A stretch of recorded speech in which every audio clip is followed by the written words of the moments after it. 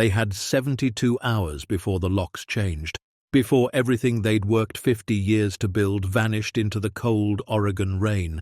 But when this elderly couple stumbled into a rusted ship everyone said was cursed, what they found hidden in its belly wasn't just $295 million in forgotten gold. It was a reason to believe that sometimes the world gives back to those it tried to break.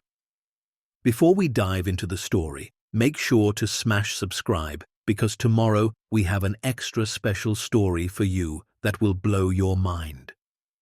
The rain fell sideways in Coos Bay, Oregon, the kind of rain that didn't just soak you, but reminded you that nature didn't care about your problems.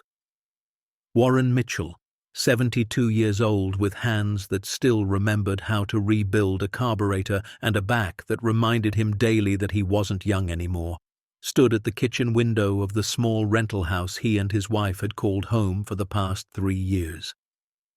The window was cracked at the corner, something he'd meant to fix last summer but never got around to. Now it didn't matter. In 72 hours, this wouldn't be his window to fix anymore. Behind him, Eleanor sat at the kitchen table, her thin hands wrapped around a mug of tea that had gone cold an hour ago.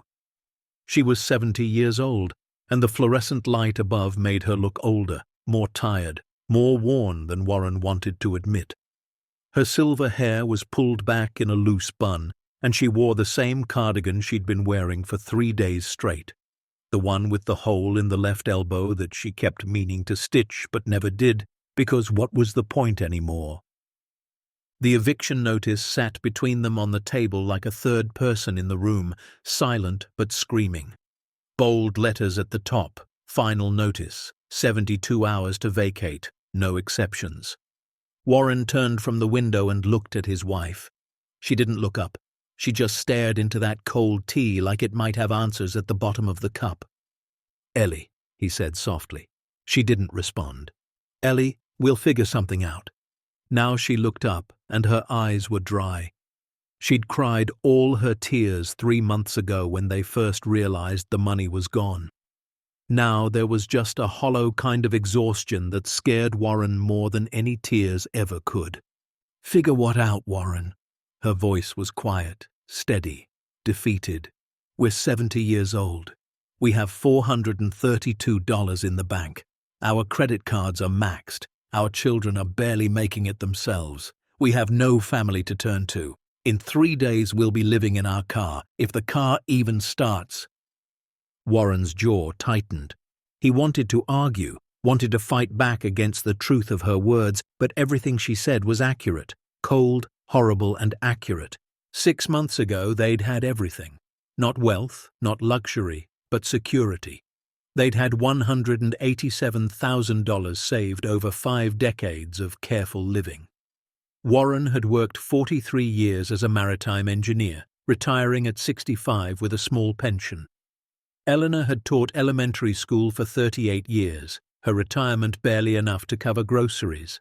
But together, combined with their savings, they'd had enough. Enough to live modestly, enough to visit their grandchildren twice a year, enough to not worry about every dollar. Then came the call. Warren still remembered the voice on the phone. Smooth, confident, trustworthy.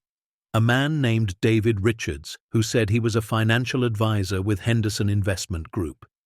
He'd gotten Warren's name from a referral, he said.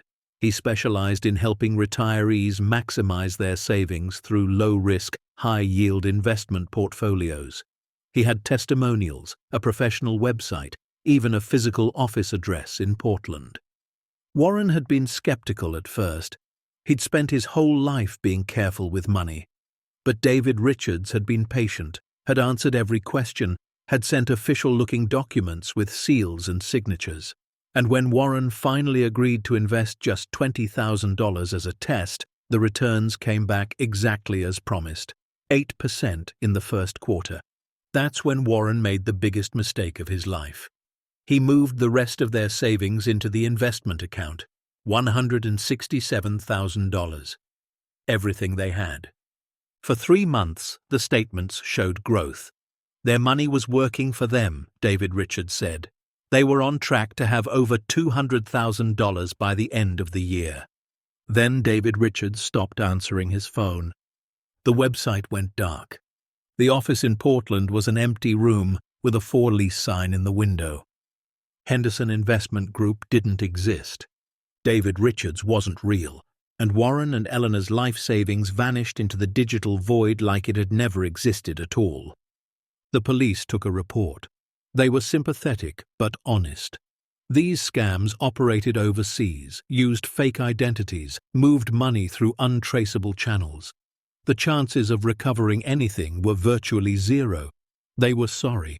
They saw this happen to elderly people all the time. It was a tragedy. A tragedy. That's what the officer had called it. Like their entire life's work disappearing was just bad luck, just something that happens. Warren had stood in that police station feeling something he'd never felt before in his 72 years of life. Not just anger or sadness, but a deep, crushing shame. He'd been careful his whole life. He'd worked every single day since he was 16 years old. He'd saved and sacrificed and done everything right. And in one moment of misplaced trust, he'd destroyed everything. He'd failed Eleanor. He'd failed himself. They'd tried to recover. Warren took a part-time job at the hardware store, but at 72, with a bad back, he could barely manage 10 hours a week. Eleanor tried to tutor, but there wasn't much demand in a small coastal town. Their combined income was maybe $800 a month. Rent alone was $1,200. They burned through their credit, borrowed from the few friends who had anything to lend, sold everything that had any value. Eleanor's engagement ring, the one Warren had saved 3 months' salary to buy in 1974, went to a pawn shop for $250. The photo albums stayed, the memories stayed, but everything else slowly disappeared. Their son, Marcus, lived in Denver with 3 kids and a wife who'd just lost her job. He sent what he could, $50 here, $75 there, but he was drowning in his own bills. Their daughter, Sarah, was a single mother in Boston, working 2 jobs just to keep her apartment. She cried on the phone when Warren told her they were being evicted. She cried and apologized and said she didn't have anything to send. Warren told her it wasn't her fault. It wasn't anyone's fault but his own. Now, standing in this kitchen with 72 hours left, Warren felt the full weight of his 72 years pressing down on his shoulders. He'd survived Vietnam. He'd buried his parents. He'd worked jobs that broke his body and tested his spirit, but nothing in his life had ever felt as heavy as this moment. Eleanor finally spoke again. "I need my medicine tomorrow." Warren's chest tightened. Eleanor had diabetes type 2, manageable with medication and diet. But the medication cost $140 a month, and their insurance had lapsed when they couldn't make the payments. They'd been rationing her pills, cutting them in half, skipping doses. Her doctor had warned them this was dangerous, but what choice did they have? "I'll get it," Warren said. "With what money?" He didn't have an answer. That night, Warren couldn't sleep. He lay in bed listening to Eleanor's shallow breathing beside him and stared at the ceiling. The water stain in the corner looked like a map of somewhere he'd never been, somewhere better than here. His mind kept circling the same thoughts over and over like a record with a scratch in it. How did they get here? How did a lifetime of careful choices lead to this? What were they supposed to do in 72 hours when the landlord came with a sheriff to change the locks? At 4 a.m, Warren gave up on sleep. He dressed quietly in the dark, pulled on his old work jacket, the one with the Maritime Engineering Company logo faded to almost nothing on the breast, and stepped out into the pre-dawn darkness. He'd been taking these walks for the past 2 months. Early morning, before the town woke up, before he had to see the pity in neighbors' eyes or answer questions about how they were doing. He'd walk down to the old shipyard on the north edge of town, the part that had been abandoned since the maritime industry collapsed in the late 90s. It was quiet there, peaceful. The only sounds were seabirds and waves, and the occasional groan of metal settling. The shipyard had once been the heart of Coos Bay. Warren had worked there for 15 years in the 70s and 80s, back when the docks were full of vessels and the air smelled like diesel and ambition. Now it was just rust and memories, chain-link fences with holes torn in them, condemned buildings with broken windows. But Warren still went. Maybe because it reminded him of a time when he'd been useful, when his hands had built things that mattered, when the world had made sense. This particular morning, the fog was thick enough to taste. It rolled in from the Pacific like a living thing, swallowing everything in grey silence. Warren walked his usual route along the perimeter fence, hands in his pockets, breath forming small clouds in the cold air. He was about to turn back when he saw something that stopped him. Through a gap in the fence he'd never noticed before, past a cluster of overgrown blackberry bushes and across a stretch of marsh grass, there was something massive, a shape in the fog. Warren squinted, took a few steps closer. It was a ship, not at the dock, not in the water, but beached, half-sunken in the marshland, tilted at an angle like it had been trying to escape the earth but gave up halfway through.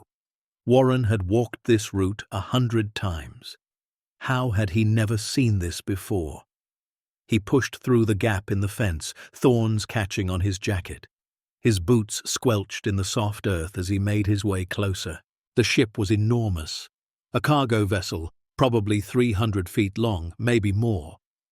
Rust covered it like a disease, orange and brown stains bleeding down the white and grey paint. The hull was breached in places. The bridge tower rose up into the fog like a tombstone. Vines and weeds had claimed the lower sections. Birds nested in the radar equipment. Warren stood at the base of it, craning his neck back. He'd worked with ships his entire career, but he'd never seen one like this.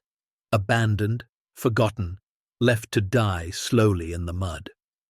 There was something written on the hull, barely visible beneath the rust. Warren moved closer, tracing the faded letters with his eyes. SS Beacon of Olympia, registered port, Seattle, Washington. His engineering mind kicked in automatically. This was a mid-sized cargo vessel, probably built in the 70s or early 80s based on the design. The kind that would have run routes up and down the Pacific coast, carrying everything from lumber to machinery to commercial goods. But what was it doing here? And more importantly, how long had it been here? Warren pulled out his phone. It was old, a flip phone because smartphones were too expensive and too complicated, but it had internet if he was patient. He typed in the ship's name with cold fingers. The search results loaded slowly. When they finally appeared, Warren's eyes widened. SS Beacon of Olympia, cargo vessel, registered 1976, owned by Beacon Maritime Incorporated. Last voyage, September 1983. Reported lost in legal disputes following company bankruptcy. Current status, abandoned. Location, unknown. Warren scrolled through more results. There were articles from 1983 and 1984 about the company collapse. Beacon Maritime had been a mid-sized shipping company that went bankrupt almost overnight due to fraud and mismanagement. The ships had been seized as assets, but legal battles over who owned what dragged on for years. Some vessels were sold at auction, others were scrapped, and some apparently just disappeared into the bureaucratic void. The SS Beacon of Olympia was one of the lost ones. But it wasn't lost. It was here. It had been here for 40 years, and apparently no one knew or cared. Warren looked up at the massive rusted hull. His engineer's mind was racing now. When a ship like this was abandoned mid-voyage, what happened to its cargo? In a normal situation, cargo would be offloaded and returned or sold. But if the company went bankrupt in the middle of a voyage, if there were legal disputes about who owned what, if everything was chaos and confusion, cargo could be forgotten. Warren opened his phone again and searched for more information about Beacon Maritime's bankruptcy. It took 20 minutes of standing in the cold marsh, his fingers going numb. But he finally found what he was looking for. A scanned document from a 1984 legal filing, Beacon Maritime Bankruptcy Asset List. Among the pages of equipment and office furniture and outstanding debts, there was a line that made Warren's heart skip. Cargo Manifest SS Beacon of Olympia, in transit September 1983. Destination, Federal Reserve Bank of San Francisco. Contents, secured transport. Details sealed by court order. Warren read it 3 times. Secured transport to a Federal Reserve Bank. He'd worked maritime shipping long enough to know what that meant. Banks didn't ship office supplies or paperwork by secured cargo vessel. They shipped money, bullion, securities, things that needed to be moved with armed guards and insurance and secrecy. And if this ship had been carrying secured cargo for the Federal Reserve, and it had been abandoned in the middle of legal chaos, where did that cargo go? Warren looked up at the ship again. The fog was starting to lift, and early morning light caught the rust in shades of orange and gold. His engineering brain told him this was crazy. The cargo would have been recovered. Someone would have checked. The Federal Reserve didn't just lose track of millions of dollars. But his other brain, the part that had been crushed and desperate and looking for any reason to hope, whispered, what if they did? Warren stood there for a long time, cold and tired and crazy with the possibility. Then he turned and walked back home as fast as his 72-year-old legs could carry him. Eleanor was awake when he got back, sitting at the kitchen table in her nightgown, that same cold mug of tea in front of her. "You were gone a long time," she said. Warren sat down across from her. His heart was still pounding. "Ellie, I found something." She looked at him with those tired eyes. "Warren, please. I can't do hopeful today. I'm too tired." "There's a ship," he said, "at the old shipyard, abandoned, been there since 1983. Eleanor's expression didn't change. "Okay. It was owned by a company that went bankrupt, legal disputes, everything abandoned." "Warren, where are you going with this?" He pulled out his phone and showed her the search results, the bankruptcy documents, the cargo manifest. He talked fast, words tumbling over each other. He told her about secured transport, about Federal Reserve cargo, about 40 years of a ship sitting forgotten while the world moved on. Eleanor listened without interrupting. When he finally stopped talking, she set down her tea and looked at him for a long moment. "You think there's money on that ship," she said. "Or gold or securities, something that was being transported and never recovered." "That's impossible. Someone would have checked." "Would they?" Warren leaned forward. "Ellie, I worked in maritime shipping for 4 decades. You know what happens when a company goes bankrupt? Chaos. Everyone's fighting over assets, lawyers arguing about who owns what, court orders sealing documents, and while everyone's fighting, things fall through the cracks. For 40 years? Why not? Look at this place. It's been sitting in a restricted area that no one goes to. It's not near the active docks. It's in marshland, out of sight, out of mind. If the bankruptcy proceedings sealed the cargo manifest, if no one knew exactly what was on board, if everyone assumed someone else had handled it." He trailed off. Eleanor was quiet for a long time. Then she said, "Even if you're right, even if there's something on that ship, we can't just take it." "I'm not talking about stealing," Warren said. "I'm talking about finding. Maritime salvage law is clear. Abandoned property can be claimed by the discoverer if certain legal conditions are met." "You're really serious about this?" "We have 72 hours before we're homeless," Warren said. "What else are we going to do?" Eleanor picked up her cold tea, looked at it, and set it back down. "This is crazy." "I know. We could get arrested for trespassing." "I know. There's probably nothing there." "Probably." She looked at him, really looked at him. And for the first time in months, Warren saw something other than exhaustion in her eyes. Maybe not hope, not quite, but something close. Curiosity, possibility, a small spark of what if. "I need to see it," she finally said. They went the next morning. Warren helped Eleanor through the gap in the fence, her hand gripping his tightly as they made their way across the marsh grass. The fog had cleared, and in the daylight the ship looked even more massive and impossible. Eleanor stopped when she saw it, one hand going to her chest. My God! They circled it slowly, Warren pointing out structural details, explaining what he knew about this class of vessel. The ship was tilted about 15 degrees to port, its starboard side slightly lifted out of the mud. Decades of rust had eaten through parts of the hull, but the main structure looked intact. How do we get inside? Eleanor asked. Warren had been thinking about that. Most of the lower deck access points were either underwater or sealed by rust and time. But there was a cargo access hatch on the upper deck that looked promising. The question was getting up there. It took them an hour of careful searching before they found a way. A section of the hull had corroded through, creating a jagged opening about 4 feet off the ground. Warren tested it carefully, making sure the metal wouldn't collapse under their weight. Then he helped Eleanor up, boosting her through the opening before pulling himself up after. They were inside. The interior was dark and vast, like standing inside the ribcage of some massive dead creature. Shafts of light came through holes in the hull and upper decks, illuminating dust particles floating in the still air. The smell was overwhelming: rust, salt water, decay, and something else, something old and forgotten. Warren, Eleanor whispered, maybe we should go. But Warren was already moving deeper into the ship, his flashlight cutting through the darkness. He'd worked on vessels like this. He knew the layout. Cargo holds would be forward and aft. The bridge and crew quarters would be amidship and up.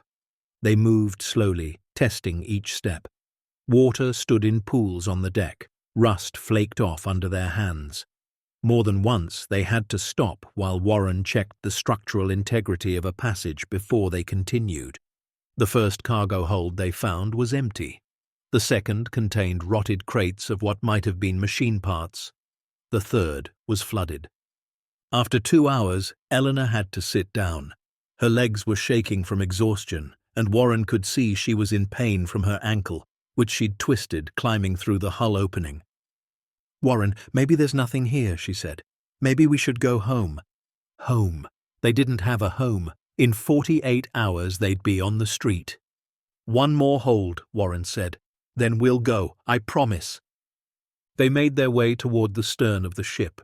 The corridor narrowed here, and the tilt of the vessel was more pronounced. Warren had to help Eleanor keep her balance. Finally, they reached it. Cargo hold number 7. The door was sealed, rust welding it shut. Warren worked on it with a crowbar he'd found in one of the crew quarters. His hands were bleeding by the time it finally gave way with a shriek of metal on metal. The hold was dark. Warren's flashlight beam swept across the space. At first he saw nothing, just an empty cargo hold with water damage and rust. Then the light caught something. In the far corner, elevated on a metal platform above the waterline, there were containers. Not shipping containers, but something smaller, more official-looking. Metal cases about 3 feet long, maybe 40 of them, stacked neatly and strapped to the platform. Warren's heart started pounding. He moved closer, Eleanor right behind him. The cases were marked with official seals: Federal Reserve Bank of San Francisco, handling code, secured transport, and then a date, September 12, 1983. Warren, Eleanor breathed. With shaking hands, Warren examined the first case. It had a combination lock, old but solid. He tried to pry it open, but the lock held firm. Wait, Eleanor said. She moved to what looked like a shipping manifest attached to the platform. The paper was yellowed and water-stained, but still legible. Warren, look at this. He read over her shoulder. Cargo manifest. Federal Reserve Bank transport. 40 cases. Contents, gold bullion and rare numismatic coins. Total estimated value. The water damage made the number illegible, but Warren could see enough. Millions, tens of millions, maybe more. They stood there in the darkness of that forgotten ship, 2 elderly people who'd lost everything, staring at 40 sealed cases that might contain a fortune or might contain nothing at all. "We need to open one," Warren said. "How?" He thought about it. He'd worked around machinery his whole life. Locks were just mechanisms, with the right leverage and enough force. It took another hour and Warren's best engineering problem-solving, but he finally managed to crack the lock on one of the cases without damaging it too badly. His hands were shaking so hard he could barely grip the crowbar. Eleanor stood beside him, one hand on his shoulder. "Together," she said. Together they lifted the lid. Inside, nestled in foam padding, were gold bars. 20 of them, each one stamped with official Federal Reserve markings, each one gleaming softly in the flashlight beam like they'd been placed there yesterday instead of 40 years ago. Eleanor made a sound that was half sob, half laugh. Warren just stared, unable to process what he was seeing. Underneath the gold bars there were smaller cases. Warren opened one with numb fingers, rare coins still in their protective cases, mint condition, museum quality. They opened another case. More gold, another case, more coins, some so rare Warren recognized them from his years of casual reading about maritime treasure. 40 cases, 20 gold bars per case, thousands of rare coins. Warren's engineering mind did the math automatically. Current gold prices, numismatic values, conservative estimates. "Ellie," he said, his voice cracking. "This is over $200 million, maybe closer to 300. Eleanor sat down hard on the deck. Tears were streaming down her face. Warren sat beside her, and they held each other in the darkness of that abandoned ship, surrounded by a fortune that had been waiting 40 years for someone to find it. They sat like that for a long time. Then Eleanor pulled back and looked at her husband. "What do we do now?" Warren didn't answer right away. His mind was racing through possibilities, through maritime law and salvage rights and legal processes. He thought about the eviction notice sitting on their kitchen table. He thought about Eleanor's medication they couldn't afford. He thought about 50 years of hard work stolen by a con man. He thought about the shame and the fear and the crushing weight of failure. And then he thought about this ship, forgotten and abandoned, waiting in the mud with its secret cargo while the world moved on. "We do this right," he finally said. "We document everything. We research the law. We make a legal claim. We don't steal. We don't hide it. We do it right." Eleanor nodded. She understood. After a lifetime of doing things the right way, they weren't going to become criminals now, no matter how desperate they were. They took photos with Warren's old phone. They documented the location, the manifest, the cases. They carefully closed the one they'd opened and left everything exactly as they'd found it. As they made their way back out of the ship, the sun was setting, painting the rust-covered hull in shades of orange and gold. They stood outside for a moment, looking up at it. "Do you think it's real?" Eleanor asked. "Or are we both just so desperate we're seeing what we want to see?" Warren took her hand. Her fingers were cold and thin, but her grip was strong. Only one way to find out. 72 hours had become 71 hours and 40 minutes. But for the first time in 6 months, Warren and Eleanor Mitchell didn't feel like they were drowning. They felt like they were floating, just barely, but floating nonetheless. The first thing Warren did when they got back to their rental house was make Eleanor sit down and take her medication. She protested, said they needed to save what little they had left, but Warren was firm. If what they'd found was real, they could afford 1,000 bottles of medication. And if it wasn't real, well, at least Eleanor wouldn't suffer while they figured it out. The second thing he did was start making phone calls. It was 7:30 in the evening, but Warren didn't care. He called the one person he knew who might have answers. Frank Delancey, an old friend from his maritime engineering days who'd gone on to become a harbour master in Astoria. If anyone understood maritime law, it was Frank. The phone rang 4 times before a gruff voice answered. "This better be good." "Frank, It's Warren Mitchell. There was a pause. Warren, Jesus, it's been what, 10 years? How the hell are you? I need your help. Something in Warren's tone must have registered because Frank's voice shifted from jovial to serious. What's going on? Warren explained everything. The bankruptcy, the lost savings, the eviction notice. And then he explained the ship. As he talked, he could hear Frank's breathing change on the other end of the line. Hold on, Frank said. You're telling me the SS Beacon of Olympia is beached in Kues Bay and nobody knows about it? Apparently. And you think there's Federal Reserve cargo still on board? I don't think, Frank. I know. I saw it. 40 cases, gold and rare coins, manifest dated September 1983. Frank was quiet for a long moment.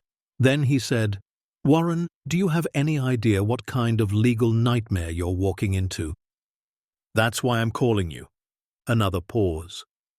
Warren could hear papers rustling on Frank's end.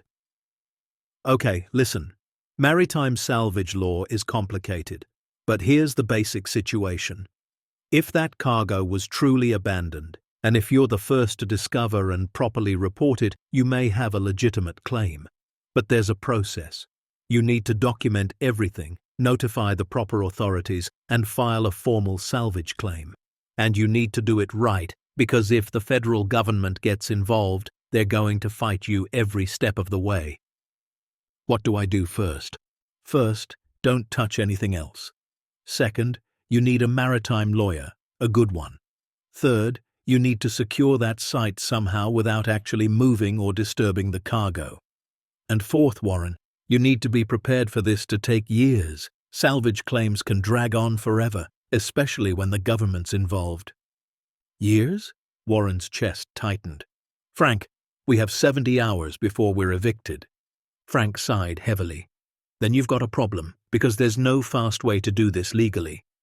After he hung up with Frank, Warren sat at the kitchen table with his head in his hands. Eleanor came up behind him and rested her hand on his shoulder. What did he say? Warren told her everything. When he finished, Eleanor was quiet for a moment.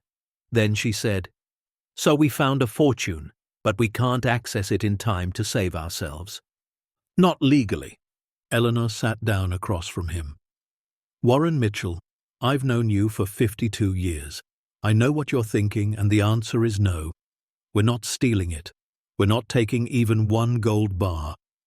I know. We do this right or we don't do it at all. Warren looked at his wife. Even exhausted, even scared, she had more integrity than most people he'd ever met. You're right. We do it right. So what's our next step? Warren thought about it. We need a lawyer, but we don't have money for a lawyer. Eleanor smiled faintly. We found $300 million in gold. I think we can convince a lawyer to work on contingency. The next morning, Warren used their last $20 to buy a burner phone with prepaid minutes. He didn't want to use their regular phone for what came next, just in case. He'd seen enough crime shows to know that phones could be traced. Calls could be monitored. If they were going to do this, they needed to be smart about it. He spent 3 hours researching maritime lawyers in Oregon. Most were too expensive, too corporate, too far out of their league. But then he found one that caught his attention. Patricia Keene, maritime law specialist based in Portland. Her website said she'd handled several salvage cases, including one against the Coast Guard that she'd won. Her bio mentioned growing up in a fishing family, working her way through law school while working on her father's boat. Warren dialed her number. A receptionist answered, Keene Maritime Law, how may I help you? I need to speak with Patricia Keene. It's urgent. Miss Keene is in court today. Can I take a message? Warren hesitated. Tell her I have a maritime salvage case involving Federal Reserve cargo abandoned since 1983. Estimated value over $200 million, and tell her I need help immediately. There was a long pause. Sir, is this some kind of prank? No, ma'am. I can prove everything I'm saying. Another pause. Hold, please. Warren held for what felt like an eternity. Then a new voice came on the line. Female, sharp, no nonsense. "This is Patricia Keene. Who am I speaking with?" "Warren Mitchell, ma'am. I'm a retired maritime engineer in Coos Bay." "My receptionist says you're claiming you found $200 million in abandoned Federal Reserve cargo." "Yes, ma'am." "That's a hell of a claim, Mr. Mitchell. I can prove it." "How?" Warren described the ship, the manifest, the cargo, everything. As he talked, he heard the sound of typing on Patricia's end. "Beacon of Olympia," she said. "I'm looking at the bankruptcy records now. Holy shit, you're right. There's a sealed cargo manifest. How did you find this?" "By accident. I was walking near the old shipyard and saw the ship beached in the marsh. It's been sitting there for 40 years. More typing. Then Patricia said, "Mr. Mitchell, if what you're telling me is true, this is the biggest maritime salvage find in decades, possibly ever. But it's also going to be the fight of your life. The federal government doesn't like losing hundreds of millions of dollars. Can you help me? Can you afford me?" Warren's heart sank. "No, ma'am. My wife and I lost our life savings to a scam 6 months ago. We're about to be evicted. I have $400 to my name." Patricia was quiet for a moment. Then she said, "Tell me something, Mr. Mitchell. Why haven't you just taken a few gold bars and disappeared? You could solve your immediate problems and no one would ever know." Warren didn't hesitate. "Because I'm 72 years old and I've never stolen anything in my life. I'm not starting now." Another pause. Then Patricia laughed, but it wasn't mean. It was the laugh of someone recognizing something genuine. "Okay, Mr. Mitchell, here's the deal. I'll take your case on contingency. If we win, I get 20% of whatever salvage award you receive. If we lose, you owe me nothing. But you need to understand what you're getting into. This will take months, maybe years. There will be investigations, court hearings, media attention. Your life is about to get very complicated. Ms. Keene, in 70 hours, my wife and I are going to be homeless. Complicated sounds pretty good right now." "Fair enough. I can be in Coos Bay by tomorrow afternoon. Don't talk to anyone else about this. Don't go back to that ship. Don't touch anything. And Mr. Mitchell, start thinking about where you're going to live while this process plays out, because eviction proceedings don't stop just because you found treasure." After he hung up, Warren sat in silence for a moment. Then he walked into the bedroom where Eleanor was resting and told her everything. She listened, then said, "So we have a lawyer, but we're still going to be homeless." "Looks that way." Eleanor sat up slowly. Her ankle was still swollen from yesterday. "Warren, I've been thinking. Maybe we should call Marcus and Sarah, explain what's happening, see if one of them can take us in temporarily." Warren's jaw tightened. The thought of going to his children, of admitting complete failure, of becoming a burden to people who were already struggling felt like swallowing glass. But what choice did they have? "Okay," he said, "we'll call them tonight." But they never got the chance. At 2 in the afternoon, there was a knock on the door. Warren opened it to find 2 men standing on the porch. One was in his 40s, stocky, with a security company logo on his jacket. The other was younger, lean, with calculating eyes. "Warren Mitchell?" the older one said. "Yes." "I'm Blake Holloway with Coastal Property Security. This is my associate, Danny Rios. We understand you've been trespassing on restricted maritime property." Warren's blood went cold. "I don't know what you're talking about." Blake smiled, but it wasn't friendly. "The old shipyard, the beached vessel. We have security cameras on the perimeter. You and your wife have been there twice in the last 2 days. Trespassing is a crime, Mr. Mitchell." Warren's mind raced. Security cameras? He hadn't seen any cameras, but then again, modern cameras could be tiny, hidden. He'd been so focused on the ship, he hadn't thought to look for surveillance. "We weren't doing anything wrong," Warren said, "just looking around." "Looking for what?" "Old maritime equipment. I used to work in the industry." Danny, the younger one, spoke for the first time. "Really? Because from where we're standing, it looks like you found something." You were in that ship for 3 hours yesterday. That's a long time to just look around.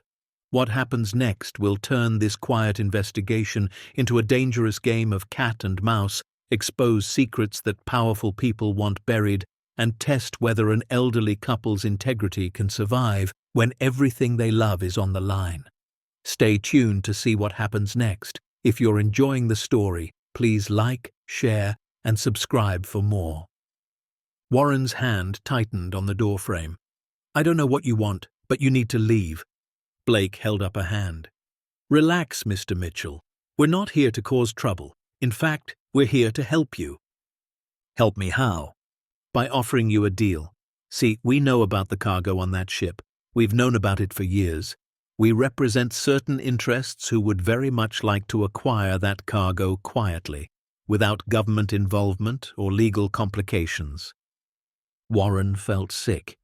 You want me to help you steal federal property? We want to offer you compensation for your discovery. A finder's fee, if you will. $1 million cash, no questions asked. All you have to do is tell us exactly where the cargo is located, and then forget you ever saw it. We'll handle the rest. $1 million. 48 hours ago, that would have seemed like an impossible fortune. Now, knowing what was actually on that ship, it seemed like an insult. No, Warren said. Blake's smile faded. That's a lot of money, Mr. Mitchell. Enough to solve all your problems. We know about the eviction. We know about your financial situation. We're offering you a way out. By becoming a thief? No, thank you. Danny stepped forward, and there was something threatening in his posture. You're making a mistake, old man. Eleanor appeared behind Warren. Her voice was steady despite her fear. My husband said no. Now get off our property. Blake studied them both for a long moment. Then he reached into his pocket and pulled out a business card. He set it on the porch railing. Think about it. You have our number. Offer expires in 48 hours. After that, well, things get more complicated. They turned and walked back to a black SUV parked on the street. Warren and Eleanor watched them drive away. Who were they? Eleanor asked. Trouble, Warren said. That night, Warren couldn't sleep again. His mind kept circling the same questions. How did Blake Holloway know about the cargo? If he'd known for years, why hadn't he taken it already? What did he mean by certain interests? And most importantly, how many other people knew about the ship? At midnight, his phone rang. The burner phone, not his regular one. Only one person had that number. Hello? Mr. Mitchell, it's Patricia Keene. I've been doing research and we need to talk. Are you somewhere private? Warren stepped out onto the back porch, closing the door softly behind him. Yes. I pulled the full bankruptcy records for Beacon Maritime. The cargo manifest was sealed by court order in 1984, but I have contacts who can access sealed records. Mr. Mitchell, the cargo on that ship was worth $87 million in 1983. Adjusted for gold prices and numismatic value, we're looking at closer to $300 million today. Warren leaned against the porch railing. That matches what I estimated. But here's the problem. The Federal Reserve filed an insurance claim for that cargo in 1984. They were paid out. Which means technically, the cargo now belongs to the insurance company that paid the claim, not the Federal Reserve. So who owns it? That's what I'm trying to figure out. The insurance company was Sentinel Mutual, but they were bought out by Atlantis Insurance in 2002, which was then bought out by Global Risk Management in 2015. I'm trying to trace the current ownership, but it's a shell game. Companies buying companies, assets transferred, records scattered across 3 decades. What does that mean for our salvage claim? Patricia was quiet for a moment. Honestly, I don't know yet, but Mr. Mitchell, there's something else. I found a notation in the bankruptcy files. In 1986, someone filed a formal inquiry about the Beacon of Olympia's location and cargo status. The inquiry was denied, but the person who filed it was named Randall Holloway. Warren's stomach dropped. Holloway. Means something to you? Warren told her about Blake Holloway's visit, the threat, the offer of $1 million. Patricia swore under her breath. That's not good. If the Holloway family has been tracking this cargo for decades, they have resources and motivation. And if they're offering you money to walk away, it means they can't access the cargo legally themselves. Why not? Probably because they don't have a legitimate salvage claim. You do. You're the documented first discoverer. That gives you legal standing they don't have, which makes you valuable to them, or dangerous, depending on how you look at it. Warren felt cold despite the mild night air. What should I do? First, do not take their money. Second, do not go back to that ship without me present. Third, I need you to file a police report about the threat. We need documentation in case this gets uglier. I'm driving down tomorrow morning. Until then, stay inside, stay safe, and don't talk to anyone. Patricia, we're being evicted in 45 hours. She sighed. I know. I'm working on that too. I have a friend who runs a non-profit housing organization. Let me make some calls. But Warren, listen to me carefully. You stumbled into something bigger than you realize. There are people who've been waiting decades for a chance at that cargo. Now that you've found it, you're in danger. Do you understand? Yes. Good. I'll see you tomorrow. After she hung up, Warren stood on the porch for a long time, staring out at the dark street. A black SUV drove past slowly, and Warren couldn't tell if it was the same one from earlier or if paranoia was making him see threats everywhere. Inside, Eleanor was at the kitchen table, unable to sleep either. Warren told her everything Patricia had said. So we're not just fighting the government, Eleanor said. We're fighting people who've been planning to steal this cargo for years. Looks that way. She was quiet for a moment. Then she said something that surprised him. Good. Good? Eleanor's eyes were fierce in a way Warren hadn't seen in months. We've spent 6 months feeling helpless, feeling like victims, letting the world push us around. I'm tired of it. If these people think they can intimidate us into giving up, they're wrong. We found that cargo legally. We're claiming it legally, and if they want a fight, we'll give them one.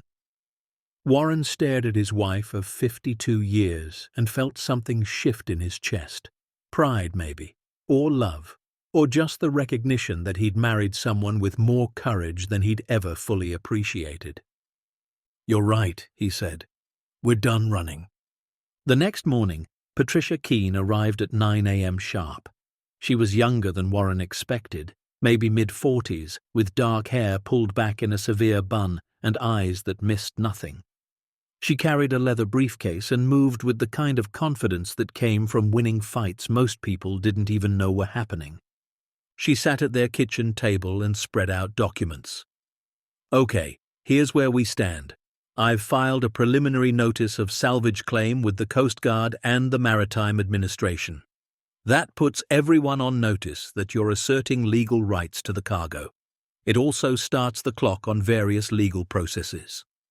What kind of processes? Eleanor asked. Verification, ownership disputes, valuation, environmental assessments, structural safety reviews. The government's going to throw everything they can at this to slow it down. But the good news is, once a salvage claim is filed, no one else can legally access that cargo without going through the courts, which means Blake Holloway and his people can't just walk in and take it. Unless they do it illegally, Warren said.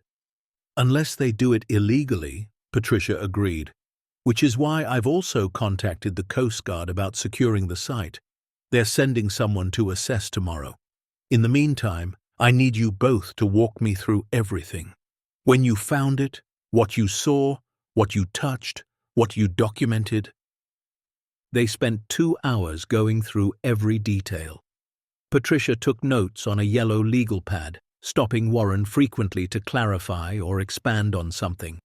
When they were done, she sat back and tapped her pen against the pad. This is solid, she said. You did everything right. Good documentation, clear discovery process, no theft or illegal appropriation. We have a strong salvage claim. But, Warren prompted, but this is going to be a war. I've already received 3 phone calls this morning. One from Global Risk Management's legal team, one from the Coast Guard's Office of Maritime Law Enforcement, and one from a private attorney who wouldn't identify his client, but made it very clear that certain parties are interested in negotiating for the cargo. Let me guess, Eleanor said. Negotiate means buy us off? Essentially. The private attorney offered $5 million for you to transfer your salvage rights to his client. Warren blinked. $5 million? Which tells me they know the cargo is worth far more. My advice? Don't take any offers until we know exactly what we're dealing with. Once we have the Coast Guard's verification and a proper valuation, we'll be negotiating from a position of strength. There was a knock at the door. All 3 of them tensed. Patricia stood. Expecting anyone? No, Warren said. He opened the door to find a woman in a Coast Guard uniform. She was middle-aged, with salt and pepper hair and captain's bars on her shoulders. Warren Mitchell? Yes? I'm Captain Helen Brooks, Coast Guard Maritime Law Enforcement. I'm here about the salvage claim you filed this morning. Mind if I come in? Warren stepped aside, and Captain Brooks entered. She nodded professionally to Patricia and Eleanor, then turned back to Warren. Mr. Mitchell, I've been reviewing your claim. I have to say, if what you're reporting is accurate, this is one of the most significant maritime discoveries in decades. It's accurate, Warren said. Then we have a situation. That cargo technically belongs to Global Risk Management through a chain of insurance claims. They're already filing counter-motions to your salvage claim. They're arguing that since they're the legal owners, you have no salvage rights. Patricia stepped forward. With respect, Captain, ownership is disputed. The cargo was abandoned for 40 years. Maritime law is clear that abandoned property can be claimed by the discoverer under proper salvage procedures. Which is why I'm here, Brooks said, to secure the site and begin the verification process. But I need to be honest with you, Mr. Mitchell. This is going to get messy. There are already reporters calling the Coast Guard office asking about rumors of found treasure. Once word gets out publicly, you're going to have every treasure hunter and opportunist in the country descending on Coos Bay. Warren and Eleanor exchanged a look. Their quiet life was about to explode. When do you verify the cargo? Patricia asked. Tomorrow morning. I'll need Mr. and Mrs. Mitchell to guide us to the location and show us exactly what they found. We'll document everything, secure the site, and begin the legal process of determining ownership and salvage rights. After Captain Brooks left, the 3 of them sat in heavy silence. Finally, Eleanor said, "This is really happening, isn't it?" Patricia nodded. "Yes, and you need to be prepared. By tomorrow night, your names and faces will be all over the news. Elderly couple discovers hundreds of millions in abandoned gold. Every media outlet in the country will want to interview you. You'll have people offering you money, threatening you, trying to befriend you to get close to the story. Your lives are about to become very public and very complicated." "We just wanted to not be homeless," Warren said quietly. "I know," Patricia said, "but sometimes finding treasure is the easy part.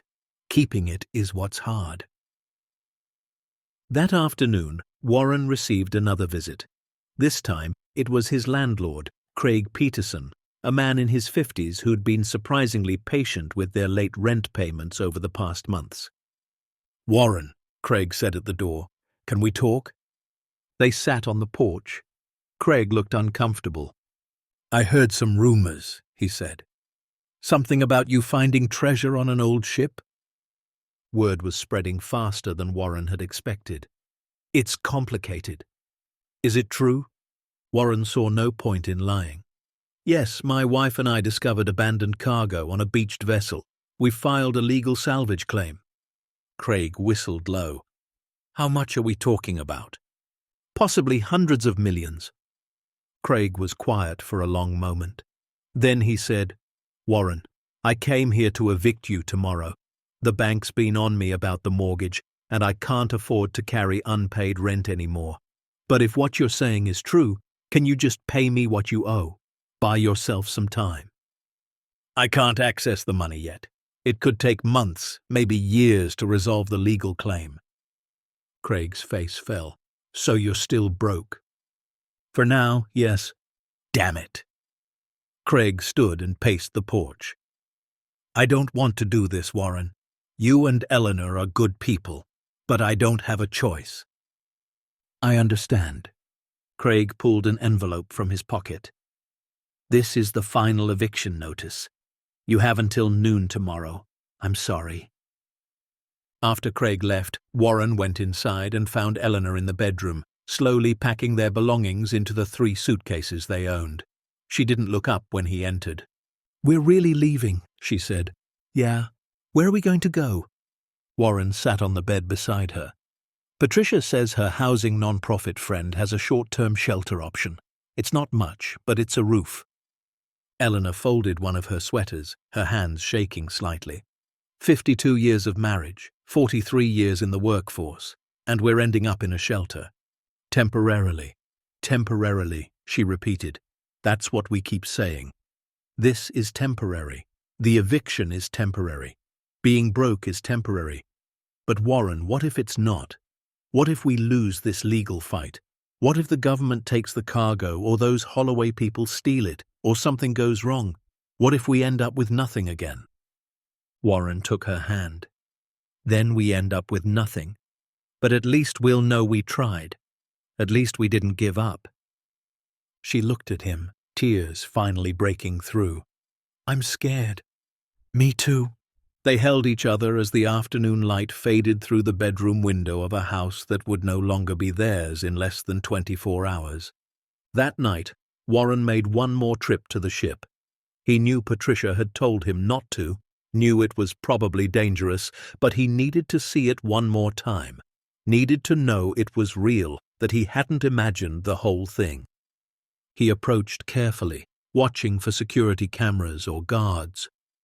The Coast Guard would be here tomorrow to secure it, but tonight it was still just an abandoned hulk in the marsh.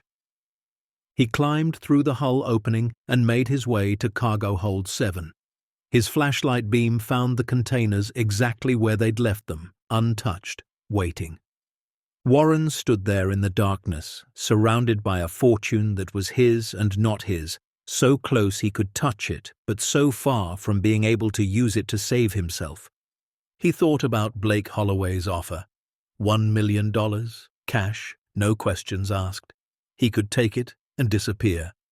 Pay off debts, get a small apartment somewhere, give Eleanor the medication she needed, live out their remaining years in modest comfort. All he had to do was betray everything he believed in. Warren reached out and touched one of the containers. The metal was cold under his palm.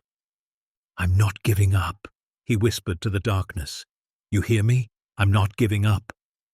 A sound made him freeze. Footsteps echoing through the ship's corridors. Someone else was here.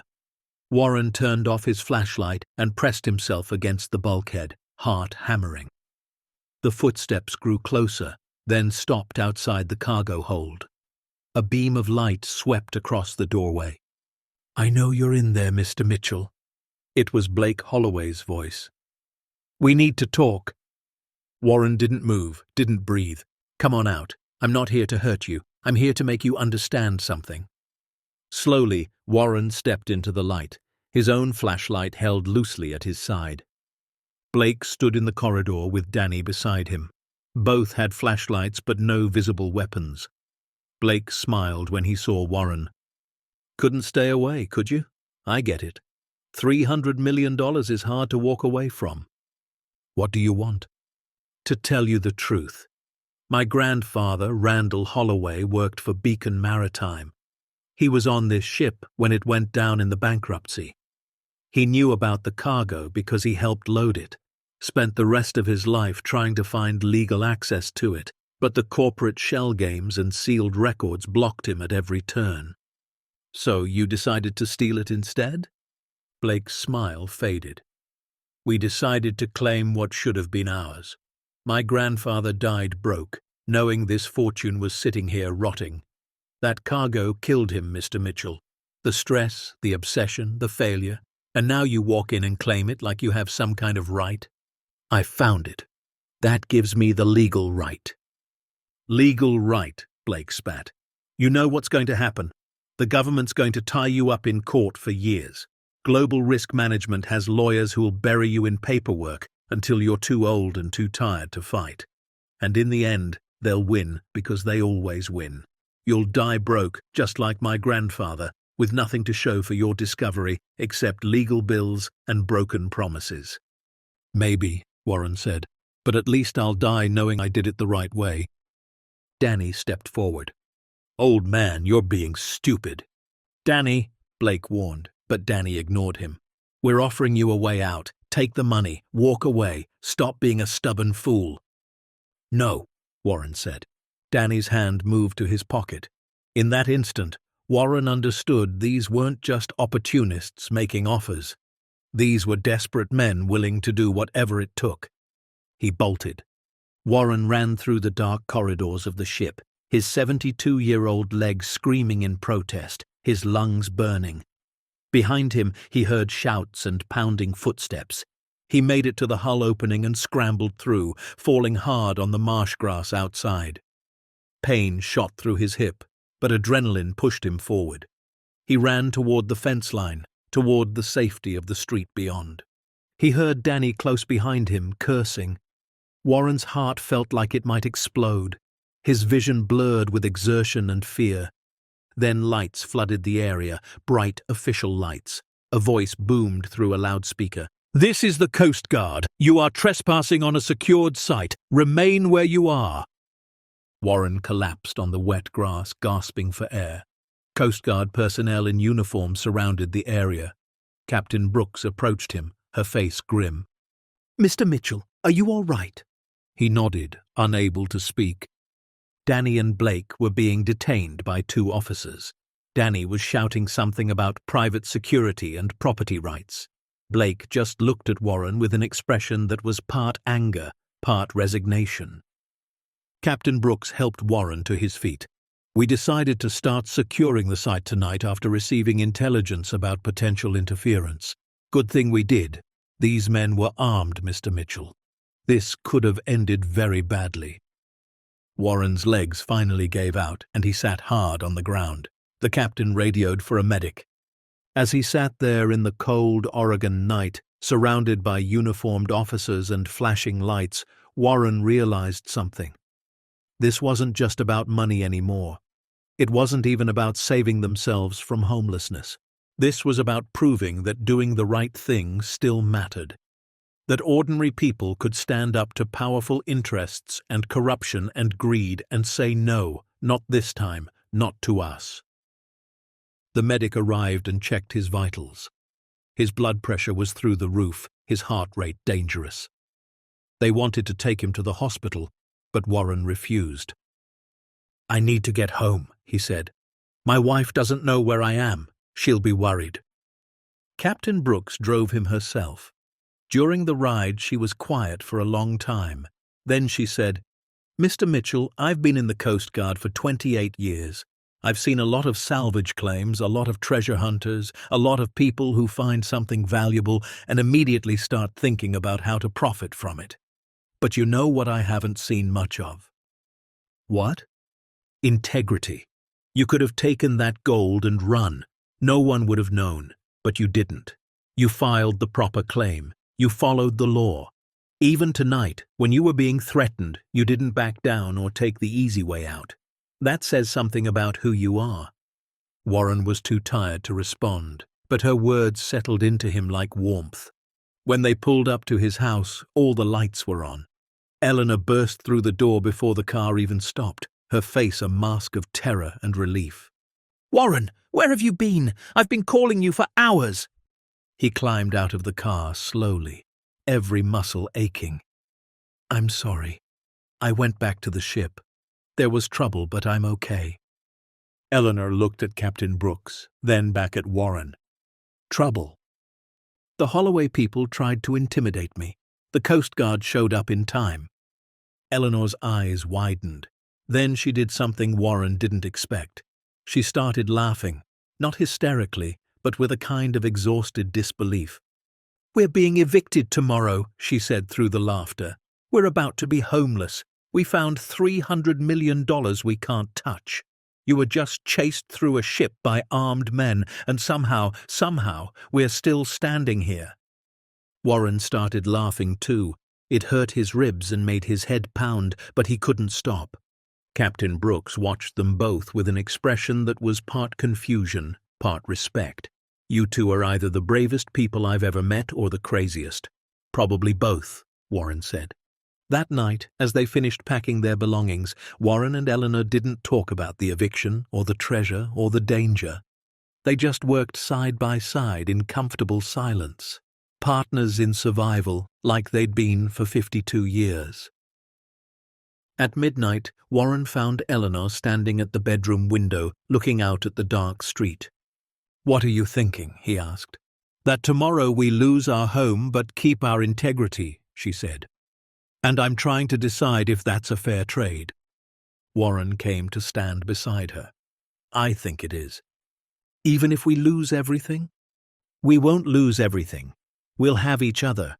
We'll have the truth. And we'll have the knowledge that we didn't let fear or desperation turn us into people we're not."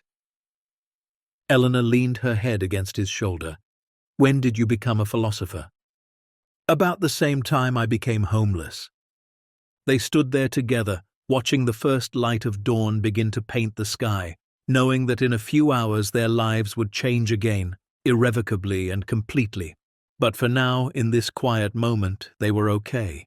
And sometimes, Warren thought, okay is enough. Noon came too quickly.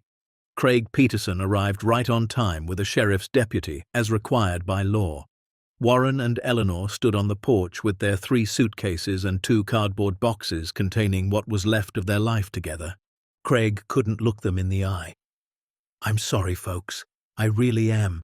"We know," Eleanor said quietly. "You've been more than fair." The deputy handed Warren a copy of the eviction order. "You have any place to go?" "Yes," Warren lied. Patricia's shelter contact had fallen through that morning, beds full. They were going to sleep in their car until something else came through. They loaded their belongings into their 1998 Honda Accord. The trunk didn't close all the way, so Warren tied it down with a bungee cord. As they drove away from the little rental house, Eleanor didn't look back. Warren did just once, watching it disappear in the rearview mirror. "Where are we going?" Eleanor asked. "Patricia said there's a church parking lot that allows overnight parking. We'll start there." They drove in silence through Coos Bay. It was a Thursday afternoon, and the town was going about its normal business.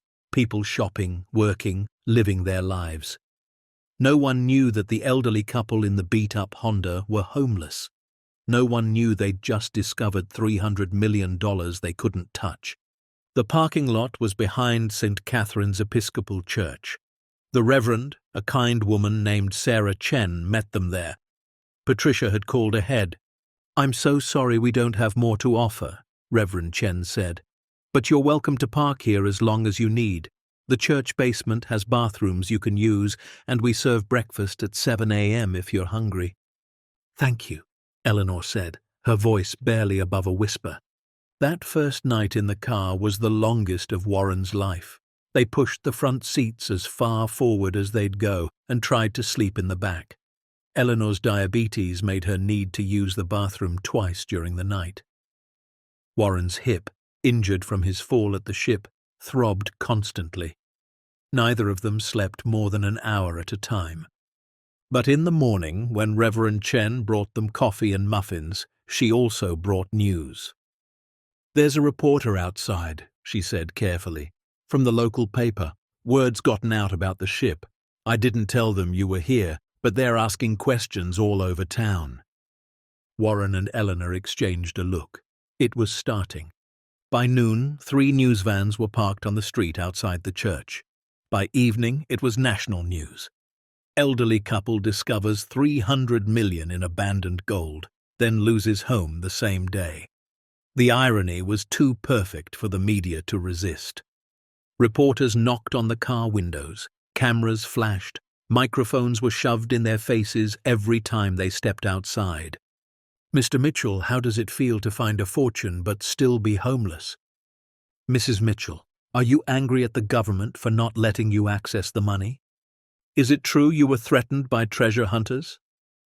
Patricia arrived like a guardian angel in a business suit. She physically blocked the reporters, threatening legal action if they didn't back off. Then she got Warren and Eleanor into her car and drove them to a motel on the edge of town. "I'm paying for a week," she said, handing Warren a room key. "After that, we'll figure something else out. But you can't sleep in your car. Not with your health issues, and not with the media circus." "We can't afford this," Warren protested. "You're not paying, I am. Consider it an investment in my client's well-being. Now get some rest. Tomorrow we have our first court hearing." The hearing was at the federal courthouse in Eugene, 2 hours north. Patricia drove them in her Lexus. Warren wore his only suit, bought for his retirement party 8 years ago. The pants were too loose now. He'd lost weight over the past months. Eleanor wore a simple dress and the pearls her mother had given her on her wedding day. They were the only valuable thing she hadn't sold. The courtroom was packed. Lawyers for global risk management sat on one side, 3 of them in expensive suits. Lawyers for the Coast Guard sat on another. Patricia sat with Warren and Eleanor at a small table that felt very alone. The judge was a woman in her 60s named Margaret Stone. She looked over her glasses at the assembled crowd and sighed. "This is going to be complicated," she said. "Let's start with the basics. Mr. and Mrs. Mitchell, you discovered cargo on the SS Beacon of Olympia on March 18th of this year. Is that correct?" "Yes, Your Honor," Warren said. "And you immediately filed a salvage claim rather than attempting to take possession of said cargo?" "Yes, Your Honor." Judge Stone made a note. "Mr. Patterson, you represent Global Risk Management. What's your position?" A shark in a grey suit stood. "Your Honor, Global Risk Management is the legal owner of the cargo through a chain of insurance claims dating back to 1984. The Mitchells have no claim to property they don't own. This is a simple case of attempted salvage of owned goods." "Ms. Keene," the judge said. Patricia stood. "Your Honor, the cargo was abandoned for 41 years. Maritime law is clear that abandoned property can be claimed by the discoverer under proper salvage procedures, which my clients followed to the letter. Furthermore, Global Risk Management made no effort to locate or recover this cargo in 4 decades. They can't suddenly claim ownership now that someone else did the work." "Your Honor," Patterson interjected, "the cargo was not abandoned. It was simply not yet recovered. There's a difference." "A 41-year difference," Patricia shot back. "At what point does not yet recovered become abandoned? 50 years? 100? Judge Stone held up a hand. "I've heard enough for today. This case is going to require extensive research into maritime law, insurance law, and bankruptcy proceedings. I'm ordering all parties to submit briefs within 30 days. In the meantime, the Coast Guard will maintain security of the site and cargo. No one, and I mean no one, is to access that ship without court authorization. Mr. and Mrs. Mitchell, that includes you."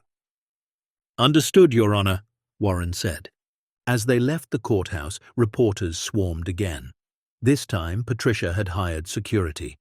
2 large men in suits formed a barrier, getting Warren and Eleanor to the car safely.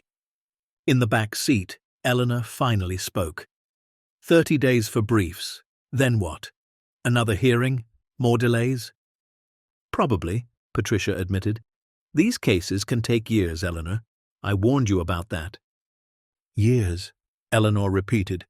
"We're 70 years old. We might not have years." Patricia glanced in the rearview mirror. "Then we fight as hard and fast as we can." The weeks that followed blurred together. More hearings, more legal motions, more media attention. A GoFundMe appeared online to help Warren and Eleanor with living expenses. It raised $47,000 in 3 days. People they'd never met sent money and encouraging messages. But there were also death threats. People who thought they were greedy or didn't deserve the treasure. Someone spray-painted "Gold Diggers" on their car. Another person sent a letter saying they hoped Warren and Eleanor died before they ever saw a penny. Through it all, they stayed in the motel Patricia had paid for. Then, when that week ran out, a local businessman named Robert Chang, who'd followed their story, offered them his guest house rent-free. It was small but clean, with a real bed and a kitchen. "Why are you helping us?" Eleanor asked when they moved in. Robert smiled sadly. "My parents were scammed out of their savings when I was in college. They were too ashamed to ask for help. They died broke and broken.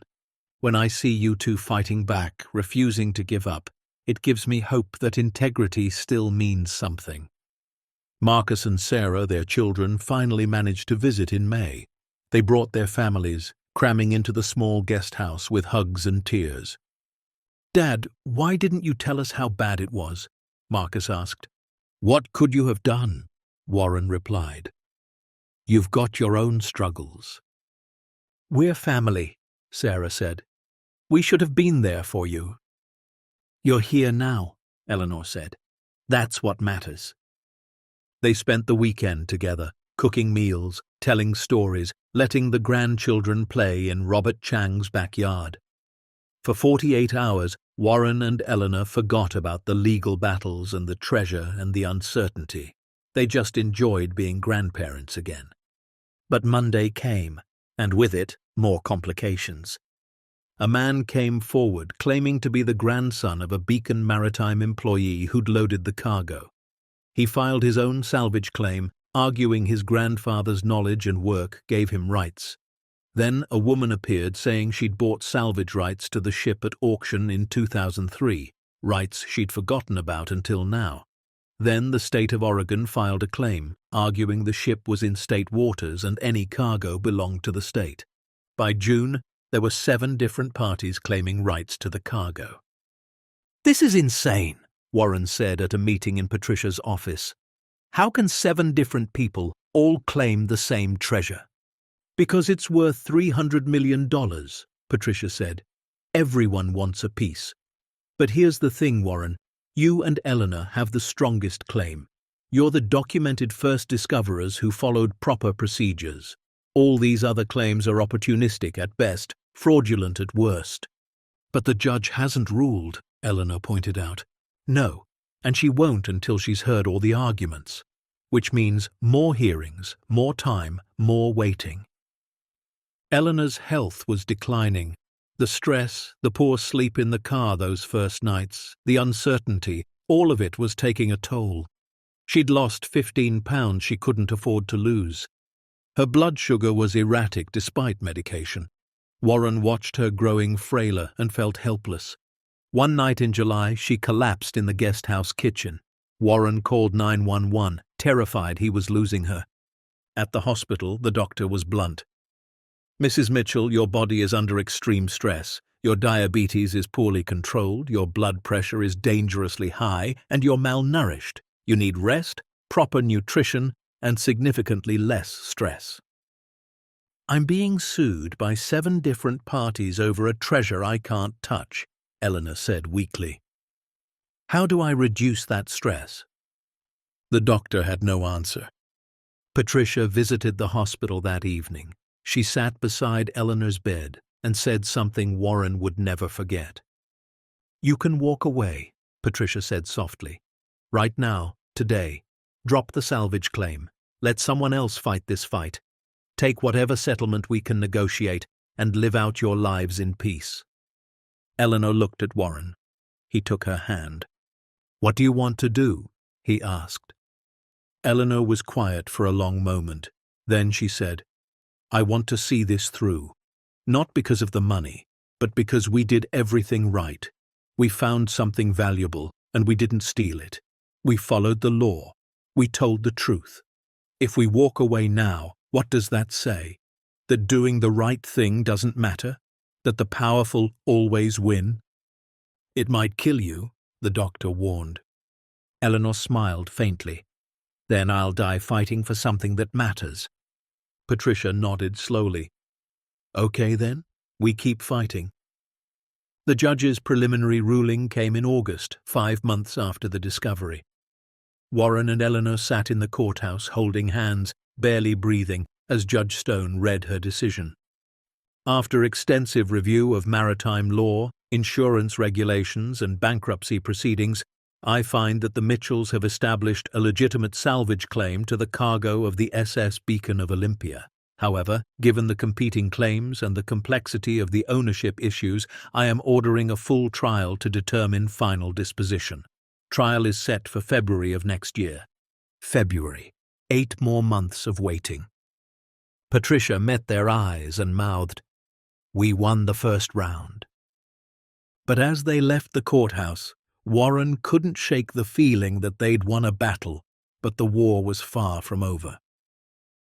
That night, back in Robert Chang's guest house, Warren and Eleanor sat on the small porch watching the sun set. 52 years of marriage, Eleanor said, and this is where we are, homeless, sick, fighting for money we may never see. Do you regret it? Warren asked. Finding the ship? Eleanor thought about it. No, because before we found it we'd given up. We were just waiting to die, now we're fighting. I'd rather die fighting than give up. Warren kissed her hand. Then we fight. Together? Always together. The months between August and February felt like living in suspended animation. Warren and Eleanor existed in a strange limbo, not quite homeless but not quite stable, not quite broke but not quite solvent, living off the kindness of strangers and the determination to see their fight through to the end. Robert Chang refused to accept rent for the guest house. "You're teaching my kids something important," he said, "that standing up for what's right matters more than taking the easy way out." The GoFundMe continued to grow, reaching $93,000 by September. It paid for Eleanor's medications, their food, the endless trips to Eugene for legal proceedings. Every dollar felt like a vote of confidence from people who believed in them. But the opposition grew stronger too. Global Risk Management hired 2 more law firms. They buried Patricia in motions and discovery requests and procedural challenges. They demanded depositions from Warren and Eleanor that lasted 8 hours each. They questioned everything: how Warren found the ship, why he went inside, whether he'd taken anything, whether he'd told anyone else, whether he had ulterior motives. "They're trying to break you," Patricia explained after one particularly brutal deposition. "They're hoping you'll get tired and settle for pennies on the dollar." "We're not settling," Eleanor said. She was thinner now, her clothes hanging loose, but her voice was steel. October brought another complication.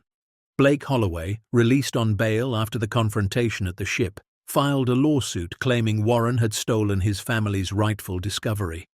The suit was baseless, Patricia assured them, but it meant more legal fees, more time in court, more stress. "How much is this costing you?" Warren asked Patricia one evening. They were in her office, surrounded by file boxes and legal briefs. She hesitated. "Don't worry about that." "Patricia, we're not stupid. You're spending hundreds of hours on our case, the expert witnesses, the research, the travel. You can't be making money on a contingency case that hasn't paid out yet." Patricia set down her pen. "You want the truth? I've spent about $200,000 of my own money on this case so far. My partners think I'm insane. My accountant keeps telling me to cut my losses." Warren felt sick. "Then maybe you should. We can't ask you to bankrupt yourself for us." "You didn't ask. I chose this. You know why?"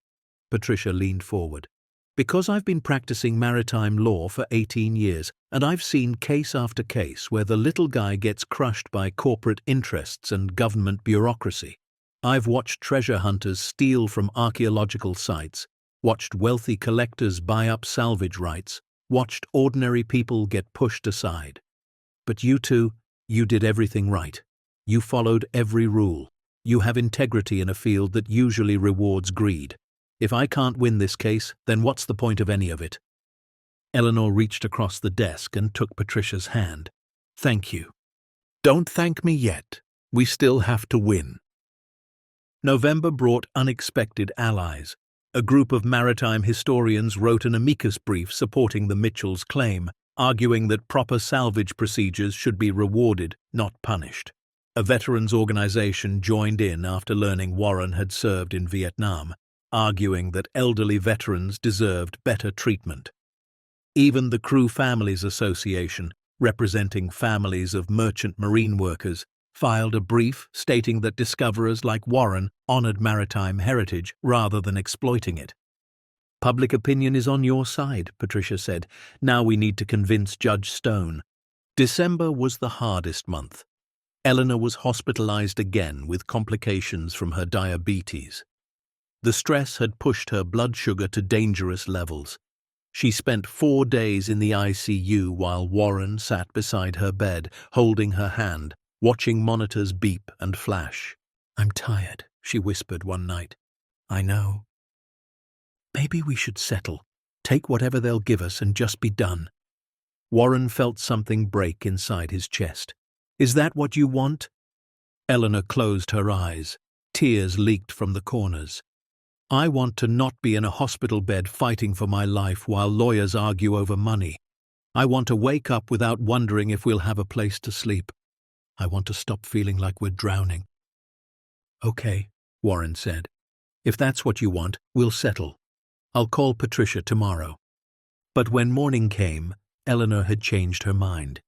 "No," she said. Her voice was stronger. "We've come too far. We finish this. You're not well enough. Then I'll get well enough. Warren Mitchell, you listen to me.